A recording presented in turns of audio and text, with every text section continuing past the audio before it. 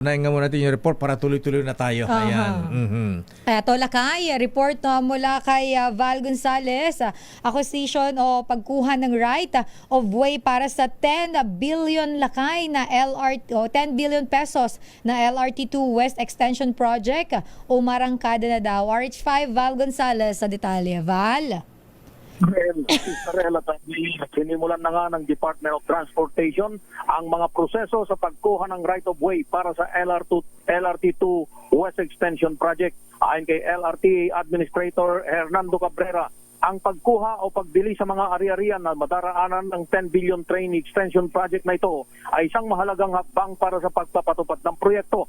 Ang LRT2 West Extension Project ay kinapapalooban ng 5 kilometrong train system na may 3 istasyon patungo sa port area sa lungsod ng Maynila. Batay aniya sa direktiba ng DOTR, itoon muna ang focus sa paggamit ng available funds habang kulang pa ang pondo. 2 bilyong piso ang inilalaan ng ahensya para sa acquisition ng mga ari-arian at paglilipat ng mga utilities.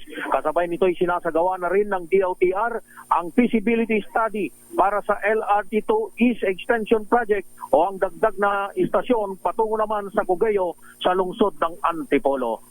Ako si Val Gonzales, DZRH, una sa Pilipinas, una sa Pilipino. Damdamin bayan. Maraming salamat, Val Gonzales.